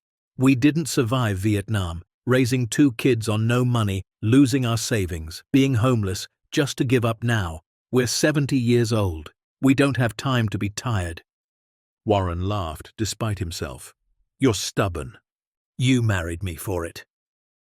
By January, they were as ready as they'd ever be. Patricia had prepared 300 pages of legal arguments. She'd lined up expert witnesses on maritime law, insurance regulations, and salvage procedures.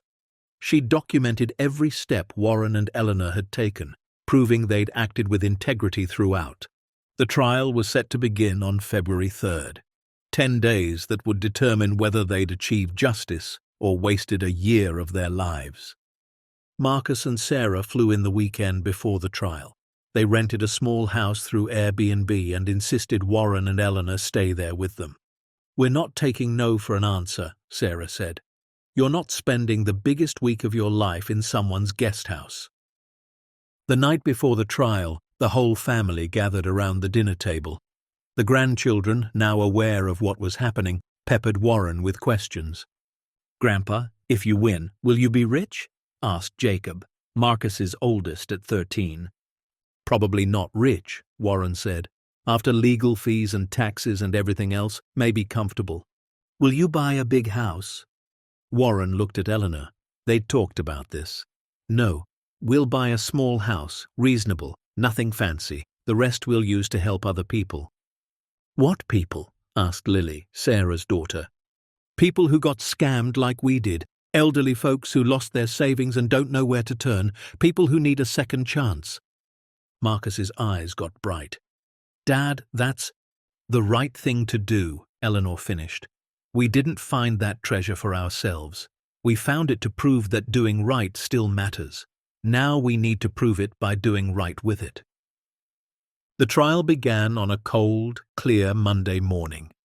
The courthouse was packed with media, spectators, and various parties with interests in the outcome. Warren and Eleanor sat at the plaintiff's table with Patricia facing a battalion of lawyers on the other side.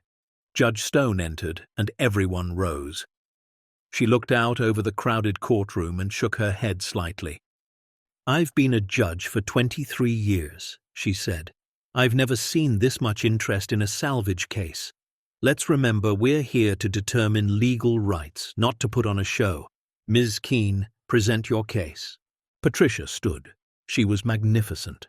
For 3 days, she methodically built the case that Warren and Eleanor were legitimate salvage claimants. She brought in Captain Helen Brooks, who testified about proper procedures and confirmed the Mitchells had followed them perfectly. She brought in maritime law professors who explained the legal basis for salvage claims.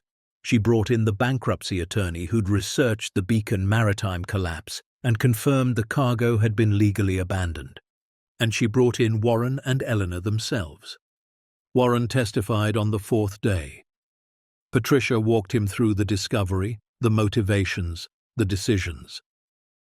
"Mr. Mitchell, why didn't you just take some of the gold when you first found it?" she asked. "Because it wasn't mine to take." "You were facing eviction. You were desperate. No one would have known." "I would have known. My wife would have known, and we'd have to live with that for the rest of our lives. Money stolen doesn't spend clean." The opposing counsel, a man named Peterson from Global Risk Management, cross-examined aggressively. "Mr. Mitchell, isn't it true you researched the ship before entering it?" "Yes." "So you knew there might be valuable cargo aboard?" "I suspected there might be." "So you entered that ship specifically looking for treasure?" "I entered looking for hope," Warren said quietly. "There's a difference." Peterson pressed harder. "You admit you were financially desperate. You admit you knew the cargo might be valuable. You admit you entered restricted property without permission. Sounds like theft to me." Patricia objected. "Argumentative, Your Honor." "Sustained. Mr. Peterson, ask questions, don't make speeches." But Peterson wasn't done. "Mr. Mitchell, you've received over $90,000 in donations through a crowdfunding campaign, haven't you?" "Yes." "Profiting quite nicely from this discovery, aren't you?" Warren's jaw tightened. "That money paid for my wife's medical care and kept us from sleeping in our car. If you call that profiting, you have a different definition than I do." Eleanor testified on the fifth day. She was pale and thin, her hands trembling slightly, but her voice never wavered. Patricia asked her the key question. "Mrs. Mitchell, why is this case important to you?" Eleanor looked at the judge, then at the crowded courtroom. "Because my husband and I spent our whole lives doing things the right way. We worked hard, saved carefully, raised good children, and then someone stole everything from us. We lost our savings, our home, our security. We were abandoned by a system that's supposed to protect elderly people from predators. When we found that cargo, we could have stolen it and disappeared. We could have become what had been done to us, but we didn't. We chose integrity over survival, and if this court rules that integrity doesn't matter, that following the rules gets you nothing, then what kind of message does that send?" The courtroom was silent. Peterson's cross-examination was gentler with Eleanor, but still probing. "Mrs. Mitchell, if you win this case, you'll be wealthy, correct? After legal fees and taxes, moderately comfortable. Isn't that your real motivation, money?" Eleanor smiled sadly. "Sir, I'm 70 years old with diabetes and high blood pressure. I've spent the last year sleeping in a car, living off charity, and fighting just to survive. If this was about money, I'd have sold my story to a tabloid and taken the easiest settlement months ago. This is about proving that people like me and my husband still matter.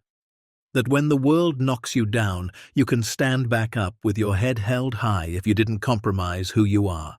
The defense presented their case for 3 days. They argued the cargo belonged to Global Risk Management through insurance claims. They argued Warren and Eleanor had trespassed. They argued the salvage claim was invalid because the property wasn't truly abandoned. They brought in their own experts, their own legal theories, their own interpretation of the law. On the final day, both sides gave closing arguments.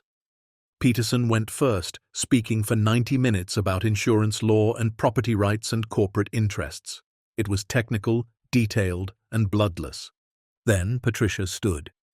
"Your Honor, this case is simple. 2 elderly people, facing homelessness and desperation, discovered abandoned property. Instead of stealing it, they reported it.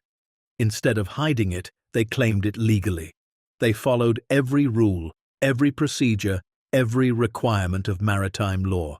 And now, after a year of fighting, after losing their home, after sacrificing their health and security, we're asking this court to answer one question: does integrity matter?" She paused. letting the question hang in the air. Global Risk Management had 41 years to recover this cargo. They didn't. They wrote it off, collected insurance money, and forgot about it. The federal government had 41 years to secure this cargo. They didn't. It sat rotting in a marsh while everyone moved on.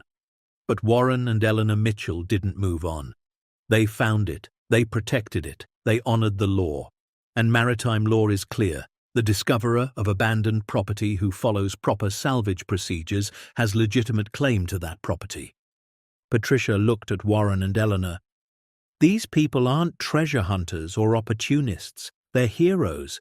They prove that even when the world strips you of everything, even when you have every reason to take the easy wrong path, you can choose integrity. Your Honor, I'm asking you to reward that choice. I'm asking you to send a message that doing the right thing still means something. She sat down. Judge Stone was quiet for a long moment. Then she said, I'll take this under advisement. My ruling will come within 30 days. Court is adjourned. The wait was agony. February became March. Every day Warren checked his phone, expecting Patricia to call. Every day, nothing. Eleanor grew weaker. Her doctors wanted to run more tests, but they'd exhausted their medical crowdfunding. They were surviving on the kindness of Robert Chang and the last dregs of donated money. What if we lose? Eleanor asked one night. Then we lose, Warren said, but we'll know we did everything right. Will that be enough? Warren thought about it. It'll have to be. The call came on March 19th, exactly 1 year and 1 day after they'd first discovered the ship. Patricia's voice was shaking. Warren, Eleanor, we need to be in court tomorrow at 10 a.m. Judge Stone is issuing her ruling. Neither of them slept that night. The next morning, they dressed in their best clothes. Marcus and Sarah insisted on coming, and they all drove to Eugene together in silence. The courthouse was even more packed than during the trial. News cameras lined the steps. Reporters shouted questions they didn't answer. In the courtroom, Warren and Eleanor sat holding hands so tightly their knuckles turned white. Patricia sat on Eleanor's other side, her face unreadable. Judge Stone entered. Everyone stood. Be seated, she said. She held a document, thick with pages. I've given this case extensive consideration. I've reviewed maritime law, insurance regulations, bankruptcy proceedings, and salvage case precedents going back 100 years. This was not an easy decision. Warren felt Eleanor's hand trembling in his. The question before this court is simple.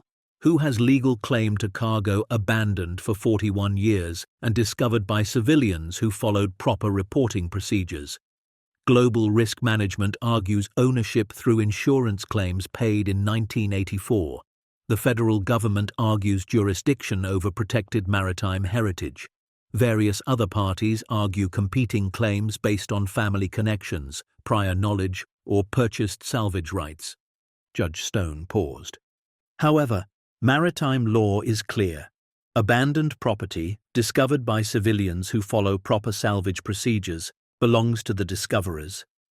Global Risk Management collected insurance for this cargo 41 years ago. They wrote it off their books.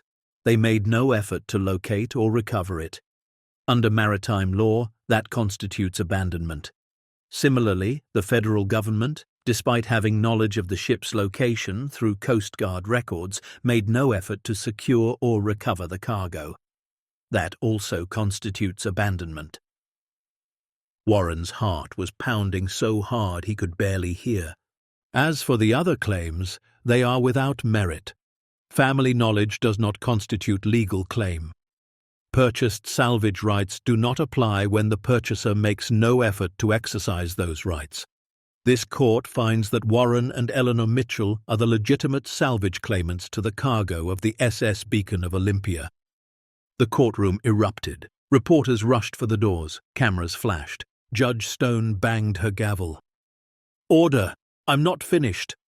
The room quieted. However, given the complexity of the cargo and the Federal Reserve's original ownership, this court is ordering a structured settlement. The cargo will be professionally appraised and liquidated through proper channels. After legal fees, which this court caps at 20%, and after taxes, the Mitchells will receive 67% of the net proceeds.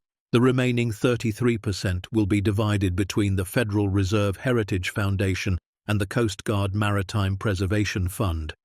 She looked directly at Warren and Eleanor.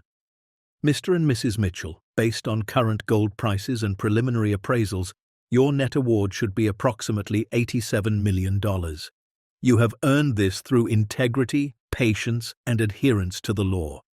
This court commends you and hopes your example inspires others to choose the right path even when the wrong path seems easier. Court is adjourned. Warren couldn't move, couldn't speak, couldn't process what he'd just heard. $87 million. Beside him, Eleanor had started crying. Patricia was hugging them both. Marcus and Sarah were shouting with joy. The courtroom was chaos and noise and celebration, but Warren just sat there, holding his wife's hand, feeling the weight of a year of fighting finally lift from his shoulders. They'd won. The next 6 months were a blur of paperwork, appraisals, liquidations, and legal proceedings. The cargo was carefully removed from the ship and transported to secure facilities. Each gold bar was verified and appraised. Each rare coin was authenticated and valued. In the end, the total came to $297 million, even more than initial estimates. After Patricia's legal fees, after federal and state taxes, after various other expenses, Warren and Eleanor received their settlement on September 15th. $89,400,000 deposited into a new bank account opened specifically for them. Warren stared at the balance on his phone and couldn't make it feel real.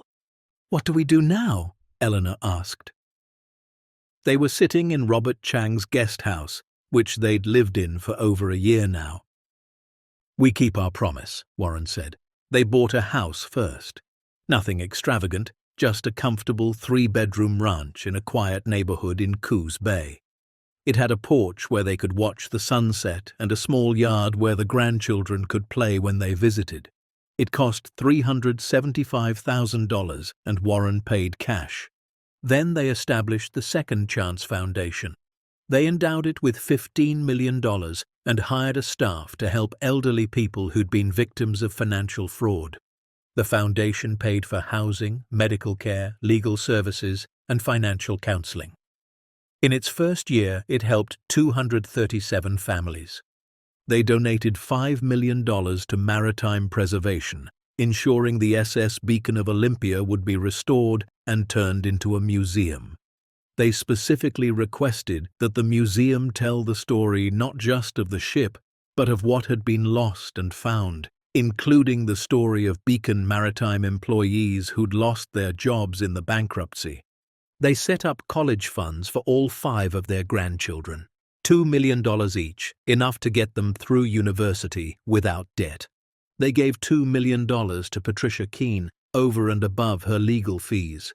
She tried to refuse, but they insisted. "You believed in us when no one else did," Eleanor said. "You spent your own money, risked your career. We're not where we are without you." Patricia cried when she accepted the check. They donated to St. Catherine's Episcopal Church, to Reverend Chen's breakfast program. They donated to the hospital that had cared for Eleanor during her diabetes emergencies. They donated to veterans organizations and maritime workers' families. And they kept enough for themselves to live comfortably, but not lavishly. $2 million in investments, generating enough income to cover their modest needs for the rest of their lives. "We don't need more," Eleanor said. "We never did." Blake Holloway's lawsuit was dismissed with prejudice. He and Danny Rios were convicted of attempted theft and assault. Blake served 18 months in prison. When he was released, he wrote Warren a letter. "I'm sorry," it said. "My grandfather's obsession with that cargo poisoned our family. I let it poison me. You did what we should have done 40 years ago, the right thing. I hope someday I can do the same." Warren wrote back, "It's never too late to start." 1 year after the verdict, the Beacon of Olympia Museum opened. It was a beautiful fall day, crisp and clear. Hundreds of people came to the ceremony. Warren and Eleanor cut the ribbon alongside Captain Helen Brooks and Patricia Keene. Inside, the museum told the full story: the ship's history, the cargo, the bankruptcy, the 41 years of abandonment, and the discovery. There was a section dedicated to Warren and Eleanor, with photos and news articles and the actual flashlight Warren had used that first morning. But the section Warren loved most was dedicated to the Beacon Maritime employees who'd lost their jobs in 1983. Their names were on a memorial wall. Their stories were told through photos and interviews with their families. They weren't forgotten anymore. At the ceremony, a woman in her 60s approached Warren. "My father worked on this ship," she said. "He was a mechanic. When the company went bankrupt, he lost everything. He died thinking he'd wasted his life. But seeing this, seeing his name honored, knowing his story matters, that would have meant everything to him. Thank you for giving him dignity he never got to feel." Warren hugged her, unable to speak. That evening, Warren and Eleanor stood on the deck of the museum ship, looking out over Coos Bay. The sun was setting, painting the water in shades of gold and orange. People wandered through the exhibits below, learning, understanding, connecting. "We did it," Eleanor said softly. "We did," Warren agreed. "Was it worth it? All the struggle, the fear, the fighting?"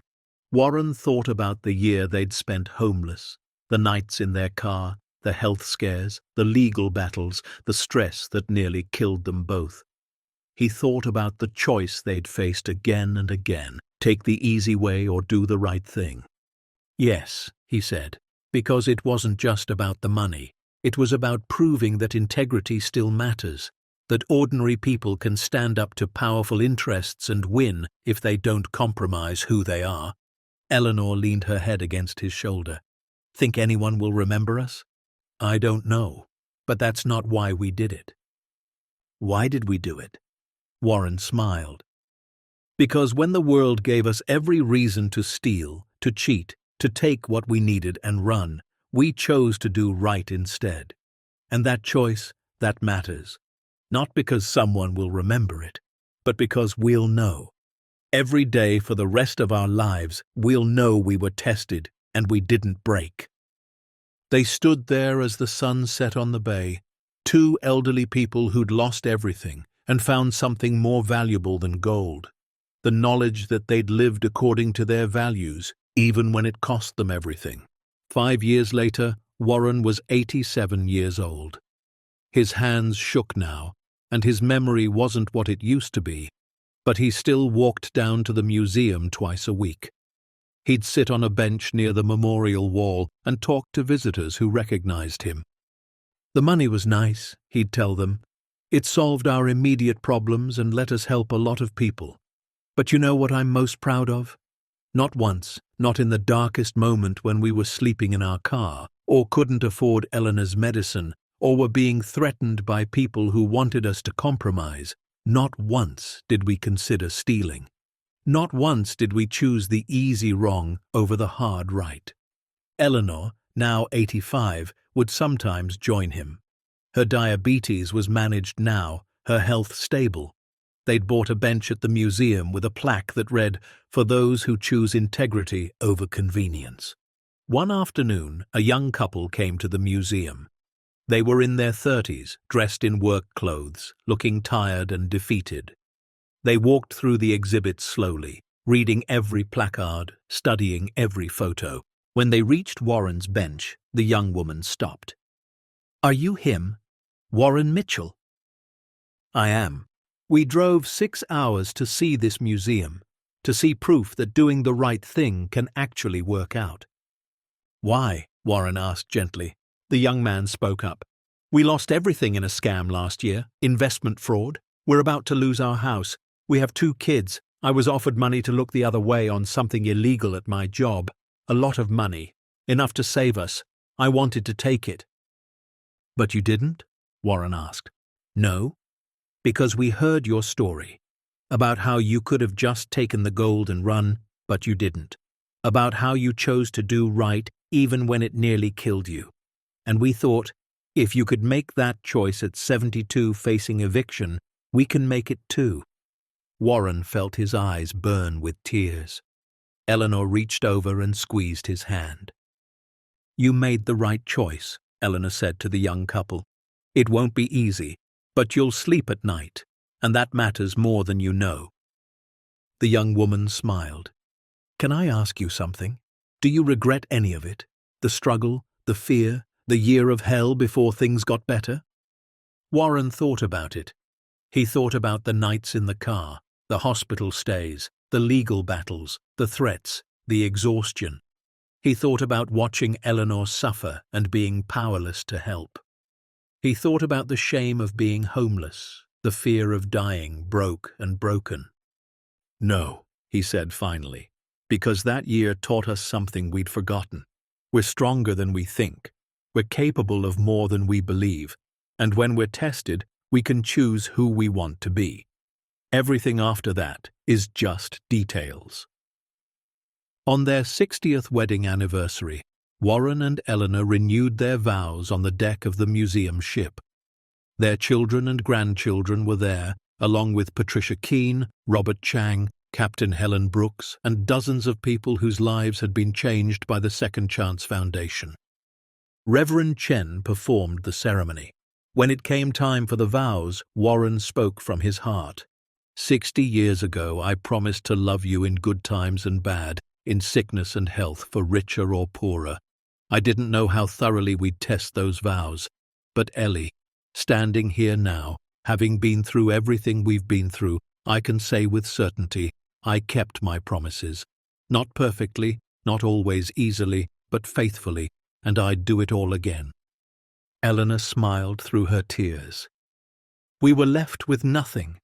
We found everything, and through it all, we had each other. That's all that ever mattered.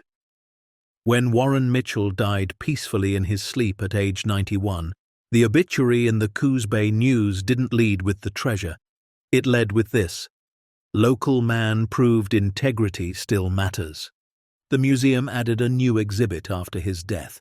It showed Warren's worn work jacket, the brass keys to the house they'd been evicted from, and the flashlight from that first discovery. But the centerpiece was a handwritten note Warren had left for the museum. It read, "To anyone who finds themselves tested, who faces a choice between what's easy and what's right, remember this. We are defined not by what happens to us, but by how we respond. Choose integrity, choose courage, choose to do right even when it costs you everything. Because in the end, the only treasure that truly matters is knowing you lived according to your values. Everything else is just gold." Eleanor lived another 3 years. She spent them at the museum, telling their story to anyone who would listen. She established a scholarship for young people who'd overcome adversity without compromising their ethics. She wrote a memoir that became a bestseller, with all proceeds going to the Second Chance Foundation. When she died at 94, she was buried beside Warren in the town cemetery overlooking the bay. On their shared headstone, at Eleanor's request, were engraved just 4 words. They chose integrity always. The beacon of Olympia Museum still stands today. Thousands visit each year, drawn by the story of a rusted ship and a hidden treasure. But what they leave with isn't dreams of gold. They leave with something more valuable, the reminder that ordinary people can do extraordinary things when they refuse to compromise who they are. Because Warren and Eleanor Mitchell didn't just find a fortune, they found something that had been lost in the modern world, proof that integrity isn't old-fashioned or naive or foolish. It's powerful, it's transformative, it's the foundation of a life well lived. They were left with nothing. They found everything. And they reminded all of us that sometimes the greatest treasure isn't what we discover in the dark. It's what we discover about ourselves when we choose light over shadow, truth over deception, right over easy. Anyone can find treasure if they're lucky. but it takes real courage to find it and choose integrity over instant gratification. It takes real strength to lose everything and refuse to become what broke you. It takes real character to stand in the ruins of your life and build something better, not just for yourself, but for everyone who comes after. Warren and Eleanor Mitchell were left with nothing, but they proved that nothing is just the starting point, that rock bottom is just foundation, that when you have integrity, you're never truly poor.